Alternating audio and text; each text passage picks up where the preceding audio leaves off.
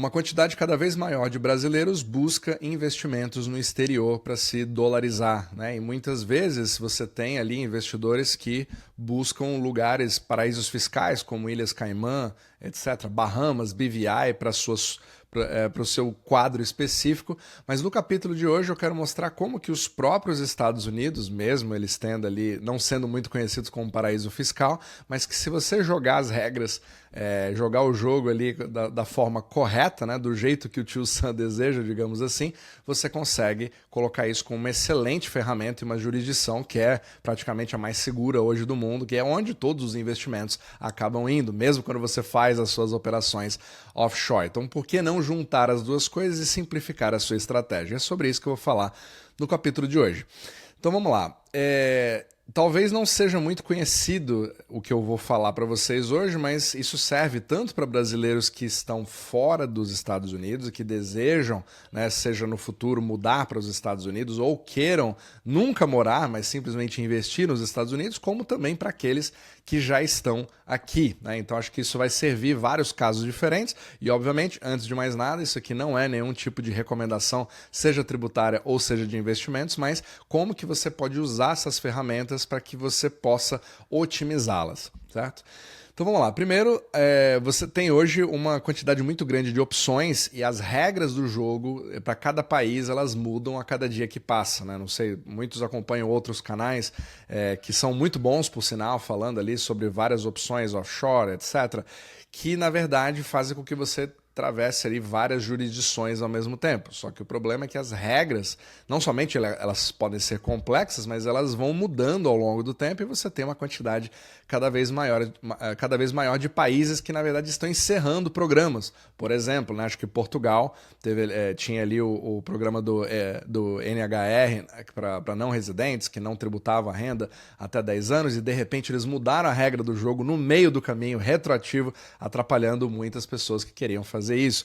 E você também vê hoje uma quantidade de pessoas indo ali para o Paraguai, para o Uruguai, né, que são excelentes saídas para algumas pessoas, alguns considerando Dubai, ou você criando uma offshore nas Bahamas, e você, quanto mais jurisdições você envolve, mais complexidade você tem, mais custos elevados e também você tem as restrições que são cada vez mais crescentes. Agora, mesmo que os Estados Unidos não sejam aquele grande paraíso fiscal, né? Ninguém que mora nos Estados Unidos hoje tem 0% de imposto de renda, ou você fazer alguma coisa específica onde você gere business nos Estados Unidos também não vai te dar nenhum tipo de benefício como outros países vão dar. Mas a partir do momento que se isso se adaptar à sua estratégia, a via americana pode ser bem interessante, principalmente se você tem laços com os Estados Unidos no intuito de você poder fazer investimentos tax-free. E isso é totalmente possível, legal e até relativamente simples. Mas vamos lá.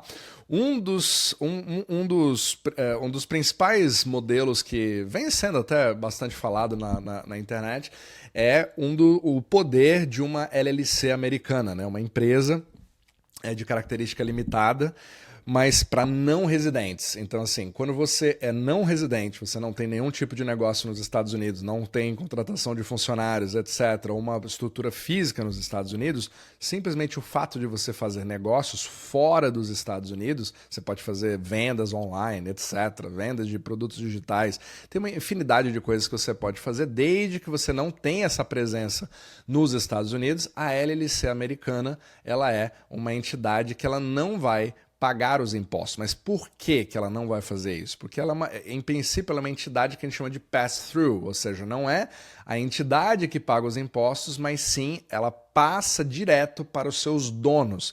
Então, a grande questão é que no seu país de origem, cada um vai ter uma situação diferente, você vai ter que cuidar disso, mas dentro dos Estados Unidos, desde que você faça a declaração, obviamente, você não vai ter nenhum tipo de problema. E a mesma coisa se aplica em relação a ganho de capital quando você tem uma empresa de investimento, por exemplo. Então, você pode ali fazer o seu valor crescer em 10 vezes e você não paga como um americano pagaria. Então, isso na verdade, é um benefício de você não morar nos Estados Unidos. Isso acaba facilitando bastante bastante. Agora, existe uma retenção de 30% em dividendos, mas você pode justamente fazer uma estratégia onde você não busca ações específicas que paguem dividendos e você faça ali estratégias com ETFs, por exemplo. Então, dá para você brincar bastante com isso e fazer com que você não tenha problemas nos Estados Unidos. Agora, existe o outro tipo de imposto, né, que é baseado na herança, que aí é um outro papo, mas ele permite você poder fazer determinadas mudanças no seu portfólio, né? Por exemplo, quem segue o portfólio Omnimacro, um dos princípios dele é justamente você poder ter esse balanço, né? Então a gente tá ali exposto aos mercados, às vezes a gente tem mais ETFs de ação, às vezes a gente está em ouro, às vezes a gente está em Bitcoin, às vezes está até em bonds, e vamos movimentando isso ao longo do tempo. Então esses movimentos que em princípio criariam esse ganho de capital, eles acabam não acontecendo nessa situação e também na situação que eu vou mostrar nas próximas. Então isso é bem interessante porque faz com que você ao mesmo tempo se proteja do drawdown. Então mesmo que nós tivéssemos o imposto, como você tem no Brasil, se não me engano, né, para residentes brasileiros, você estaria falando aí de 15% sobre o ganho de capital. Mesmo assim, ele faz muito sentido quando você evita um drawdown de 30%, de 10%, né, de 40%, que pode acontecer quando você tem um crash do mercado, do que simplesmente você fazer o buy and hold, né? Já expliquei em outros capítulos por que isso é bem eficiente no longo prazo, porque o importante é o seu principal e não necessariamente quantos por cento você faz. Agora, a grande questão na LLC é que, de fato, você tem o pass-through. Então, se você hoje tem uma residência física no Brasil, é no Brasil que você vai ter que declarar o seu imposto. Mas a LLC americana fica bem tranquila nesse sentido. É aí que você pode mexer na segunda parte da equação, né? Talvez seja o grande motivo pelo qual você vê uma quantidade grande de brasileiros, por exemplo, né, indo para países como Paraguai ou mesmo Uruguai.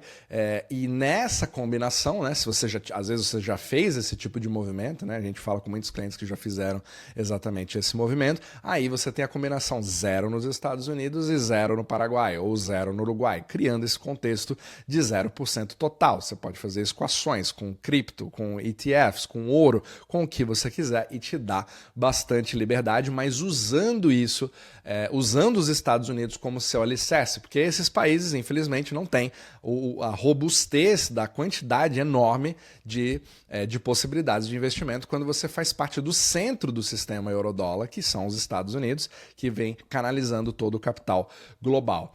Agora, quando você é residente nos Estados Unidos, a coisa muda completamente de figura. E dá a impressão, principalmente para aquelas pessoas que são mais nômades capitalistas, né? Aquela coisa mais de teoria de 5 bandeiras, eu gosto de ser móvel ao redor do mundo, etc. Aí dá a impressão de que, na verdade, você entra numa grande cadeia. Você fala, olha, a partir do momento que eu sou residente americano, ou pior ainda, se eu for um cidadão americano, aí eu tenho que pagar os impostos, obviamente. Tudo que eu acabei de falar não se aplica, mas ao mesmo tempo a minha renda no exterior também está comprometida porque eu tenho a obrigatoriedade de reportar tudo que eu estou fazendo nos Estados Unidos. Inclusive, esse é um dos maiores problemas para as pessoas que, às vezes, são residentes no Brasil e nos Estados Unidos ao mesmo tempo. É um grande problema porque não tem acordo de bitributação entre os dois países e, pelo contexto geopolítico, você não tem essa grande...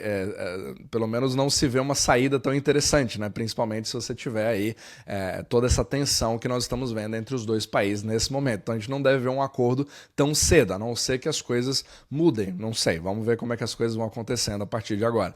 Mas e se você tiver nessa situação, né? Que é o meu caso, inclusive, né? Então eu não tenho os benefícios que você viu ali de não residentes. Mas para os residentes, você também tem duas grandes saídas, né? Existem mais de duas, obviamente, mas eu só quero trazer aqui uma das combinações mais fortes que a gente faz, inclusive na Omnimacro, que é a da esquerda, que é o Roth IRA, ou seja, é uma conta de aposentadoria onde você é o dono dela. É uma conta individual, né, que eu já falei em capítulos anteriores, onde você pode investir em absolutamente qualquer coisa, né? Então você pode se expor e desde que você respeite as regras, né? Você tem ali as suas contribuições contribuições elas são limitadas para $7.500 por ano, mas você pode fazer o que você quiser com elas uma vez dentro desse capital. Ou pode fazer um rollover de uma outra conta, 401k, né? Às vezes você trabalhou ali em alguma empresa americana e contribuiu com a contribuição do seu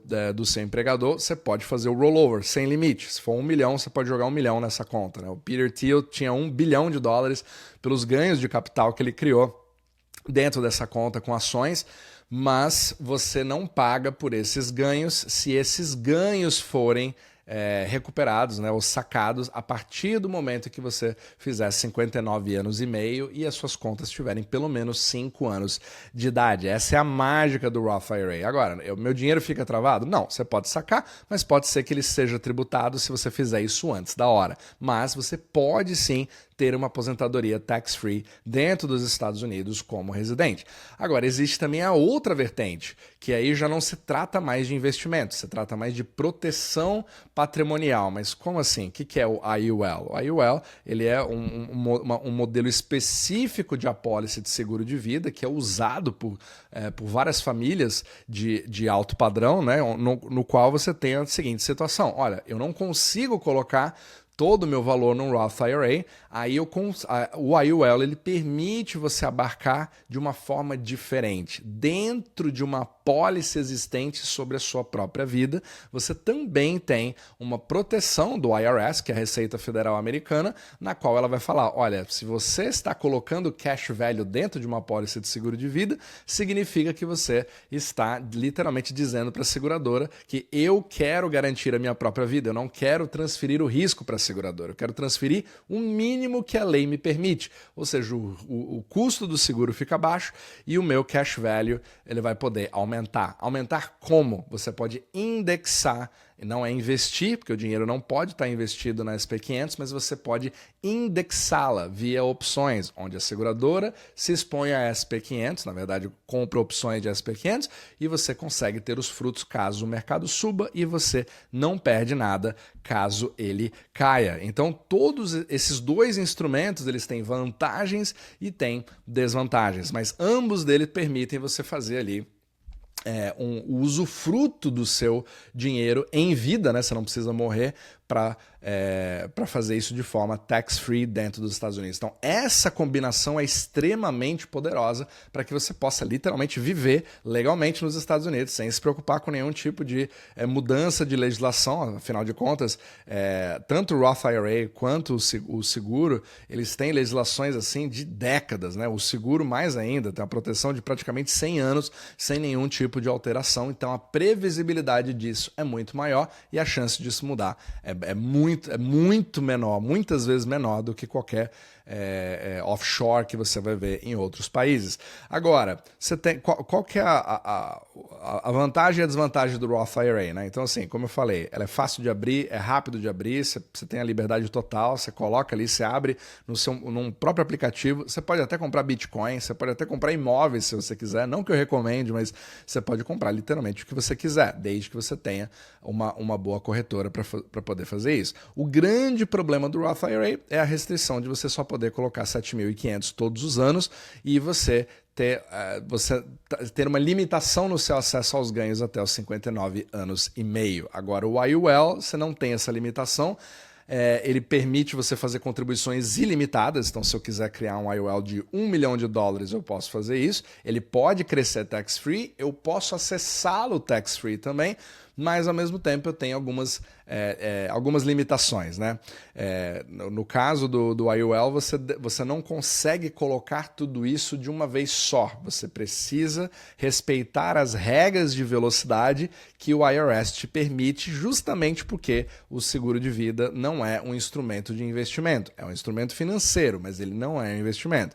Então, mesmo que o benefício em morte seja simplesmente um segundo benefício, que não é o seu interesse, apólice, quando você usa esse tipo de apólice, você continua precisando respeitar essa limitação. Então, digamos que você queira alocar $1 milhão, você pode fazer isso. O mais rápido que o IRS te permite é entre 4 a 5 anos. 4 anos e um dia talvez seja o mais rápido que a lei vai te permitir fazer para você otimizar essa apólice da melhor forma, com o menor custo possível, para que você possa aí fazer o seu, talvez os seus 7, 8% ao ano pós as taxas, né, dos custos do seguro, se você configurar da forma correta, e também tax-free. Então, às vezes você tem uma conta numa corretora que você precisaria fazer 15%, 16% para que líquido depois dos impostos, principalmente dependendo que estado você mora, né? Digamos que você mora na Califórnia, por exemplo, você vai ter uma mordida bem maior e aí você precisa fazer um retorno bem maior para chegar ao mesmo retorno de 8% tax-free, né? Às vezes precisando de fazer quase o dobro dele,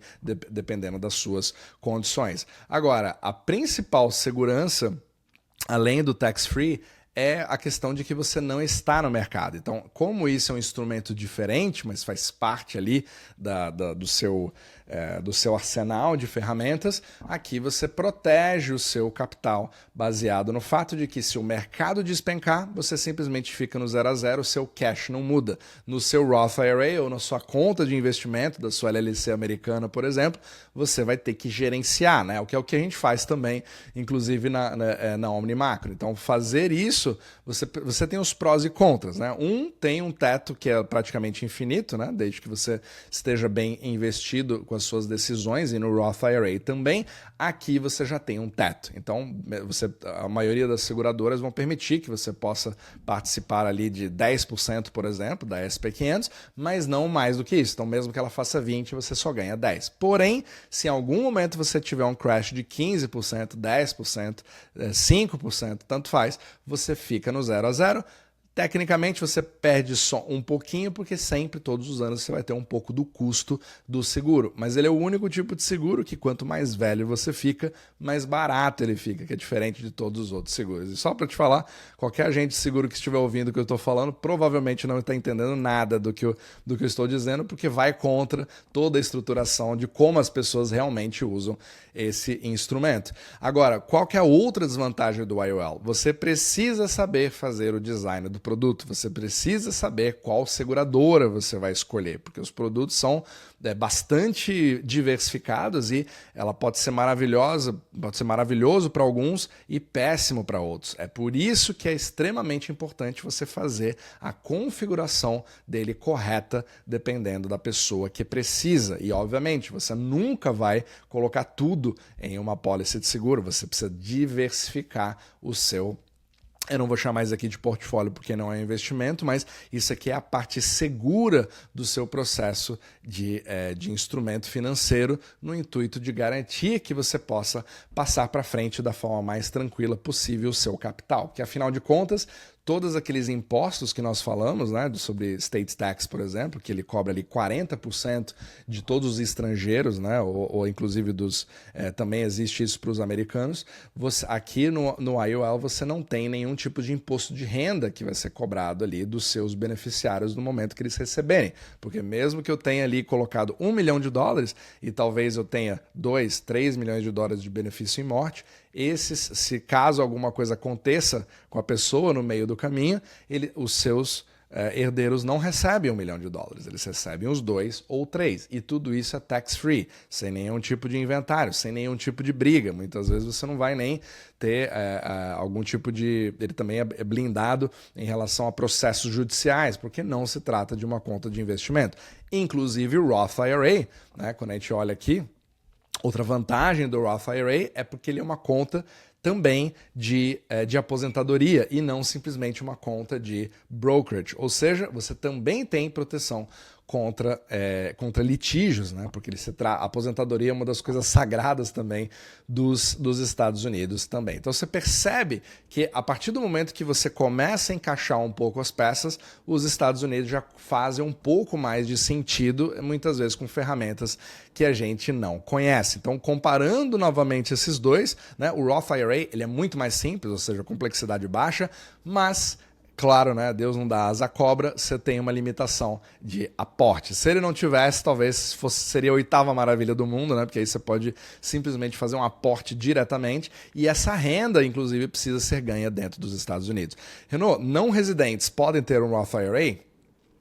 Podem, desde que eles tenham link com os Estados Unidos. Então, se você tiver um ITIN, né, ou até um social, mesmo que você não more nos Estados Unidos, você pode abrir um IRA e ter esses benefícios. Então não é aquele bicho de 7 cabeças, você pode abrir isso aqui numa conta, num Robinhood da vida, numa Empower, Fidelity, Schwab, Interactive Brokers, por exemplo, também tem Roth IRA, então você pode fazer. Agora, em relação ao IUL, aí já é uma coisa bem mais configurada para alguns casos, né? Mas ao mesmo tempo ele não tem limite de aporte. Se você tiver, ele é ideal para aquelas pessoas que querem fazer, digamos que você está ali no Brasil, você tem, por exemplo, um terreno que está parado ali no Brasil, ou uma fazenda que você vendeu, uma caminhonete, seja lá o que for, e você tem um capital que você quer dolarizar, mas de uma vez só. Então, digamos que você quer fazer 500 mil, você pode fazer uma diversificação, né? Então, o IUL ele permite você abarcar em 5 anos esses 500 mil. Então você não coloca de uma vez, mas ele consegue abarcar absolutamente tudo desde que você faça uma estruturação correta. Agora, isso aqui, o que eu falei, é dentro dos Estados Unidos, mas e se eu for um estrangeiro que não pretendo morar nos Estados Unidos, mas eu gostaria talvez de poder usar essa ferramenta do IUL? Também é possível. Ele limita um pouco a questão de opções, porque a maioria das seguradoras não tem plano para estrangeiros, né? Exceto se você já tiver um social, já morar por aqui, etc. Mas muitas delas têm estruturas para permitir o que a gente chama de Global Citizens, Global Wealthy Citizen, ou seja, você faz um IUL específico para estrangeiros que queiram fazer aportes voltados para isso, e aí desde que eles tenham link com os Estados Unidos, que a gente chama de US Nexus, né? Você tem que ter talvez algum, digamos assim, requirement, né? Você tem que ter alguns pré-requisitos em relação ao capital que você precisa ter no sistema financeiro. Às vezes é $1 milhão, às vezes é um benefício em vida mínimo de $1 milhão, por exemplo, mas ele já permite que várias pessoas, a partir dos seus $100 mil total, já possam fazer o seu IUL. Outras, inclusive, têm estruturas offshore que permitem você poder fazer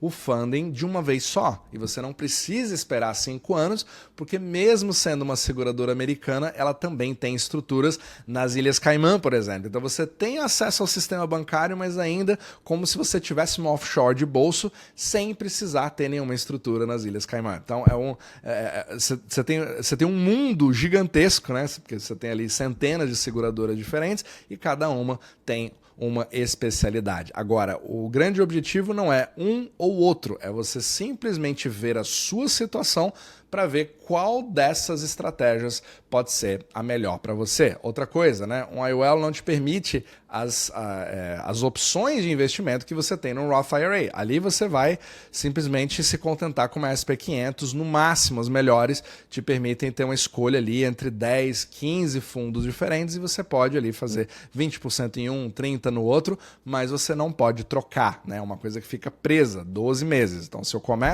eu defino aquela estratégia durante 12 meses e depois de 12 meses vê o resultado daquele índice e a seguradora vai lá e te paga e acrescenta. É por isso que não tem ganho de capital, né? Você simplesmente é um valor de seguro para você mesmo, onde você faz o autosseguro. Então, novamente, né, quando você tem o IUL doméstico, se você mora nos Estados Unidos, você precisa fazer esse funding fracionado para respeitar as regras do IRS. Se você for estrangeiro e tiver uma seguradora especializada, você pode fazer esse aporte único, mas é a exceção, né? Tem prós e contras. Às vezes você pode escolher ir para o doméstico porque é um produto um pouco superior. Então, cada caso é um caso. Então, novamente, o mapa definitivo aqui da eficiência patrimonial, se você quiser colocar os Estados Unidos no seu radar sem precisar ter nenhum tipo de outro offshore, né? Então, a primeira Se você for residente nos Estados Unidos, esses são os dois melhores caminhos para você partir para o tax-free, né? Seja no Roth IRA, fazendo seus aportes, ou criando seu próprio banco via IUL. Se você não mora nos Estados Unidos, aí você abre uma conta de brokerage, seja feliz, porque não existe limitação nenhuma, né? Você pode usar uma LLC americana. Agora, o que vai pegar é o outro lado da equação, onde você vai morar. Se você estiver no Brasil, o seu problema com o Brasil. Agora, nos Estados Unidos, você não tem nenhum tipo de problema, desde que você, obviamente, né, faça as declarações, etc. Tem gente que esquece, acha que não precisa declarar e paga uma taxa gigantesca, mas isso é coisa de outro capítulo. Mas você pode usar, é aí que entra muito bem uma combinação, por exemplo, Uruguai. Então, por exemplo, se você está buscando alguma coisa assim, recomendo fortemente, né, o Gustavo Strobel, né, um amigão nosso aqui do canal. Eu posso colocar o contato dele aqui na descrição abaixo, caso você busque por algum tipo de residência no Uruguai também. Agora, se você for não residente e quiser uma blindagem em liquidez, você também consegue via IUL.